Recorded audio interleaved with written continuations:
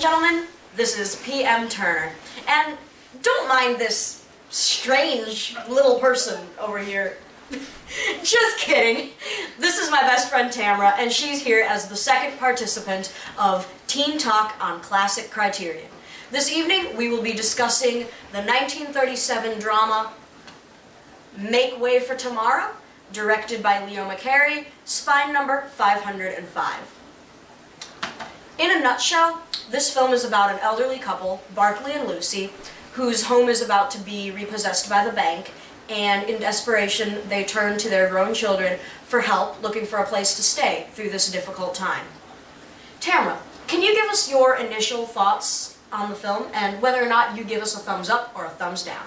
So my initial thoughts while I was watching this film, I liked how they started it, where I could see when they introduced most of the characters in the beginning, and I could see them and start to learn their character traits. And so that's what I first thought, and I really liked that part.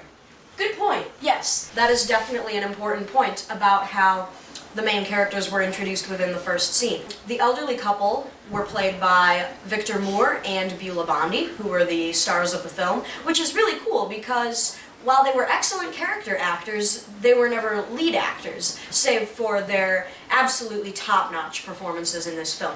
Really cool bit of trivia is that Beulah Bondi, who played the mother in this film, was supposed to be in her 70s, her character was, and she was actually 48 at the time that this was filmed. And not only that, but she was a year younger than the woman playing her daughter in the film.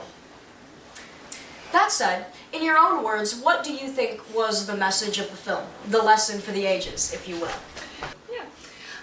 So what I took out of this personally, what I think anybody could have, is to not take your parents for granted and what they say, to really listen to them and to value them. To honor your parents, as it were. The famous train station goodbye ending was controversial even back when Leo McCarey was filming it, and he was under a lot of pressure from studio bosses to change that ending to a happy, all very neatly wrapped up ending. So do you think that this film would have benefited from a happy ending, or was the ending utilized in the film the proper one? I do agree that I thought it was really sad, and that when I first watched it, I did not agree with the ending. But when I think about it, I wouldn't have wanted it to be overly happy or all put well together. I think when they made it this way, they put a stronger point to the message. Definitely. That's excellent. So I'd like to ask you now, who do you think contributed the best performance of the film, and did you have a favorite part? I would say that the mother, the elderly lady, she probably did the best acting, I think, because I feel like they also centered more on her when she was in the house and what she was going through at that time, and I really liked her character and the way she played it. Right, so that would be Beulah Bondi. And did you have a favorite part? One of my favorite parts was when the elderly couple was taking a stroll through this town, and they were talking about the things that they wish they had or could have done. And as they were looking into this car dealership, they were talking about how they could never afford a car like that and they wish they could have. And when the salesman inside looked out the window and saw that this couple was looking at him, and I remember one of my favorite parts was saying that, oh, those are the people who always have money, and he was going to try and get himself a car, and in doing that, he took them around. Them thinking that he was just being very polite and kind and taking this elderly couple around to the places that they needed to go. I thought that was very humorous that he was trying to sell them this car and they had no plans of doing that. So I think overall that was my favorite part. Nice. Good answer. And so to wrap things up, I would like to spring one more question on you.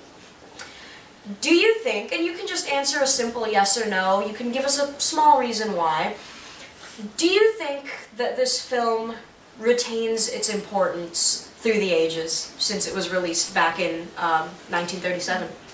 I think it can. I feel like the message is for everyone and everywhere. I don't think it changes on which era it's in. Yeah, that makes sense to me. Well, thank you, Tamra, for appearing on Teen Talk on Classic Criterion.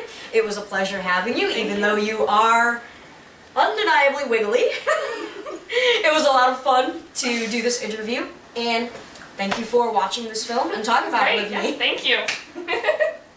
It was really fun having my best friend as a guest on Old Hat Cinema. I've known Tamra for a little over 2 years now, and we are opposites in just about everything.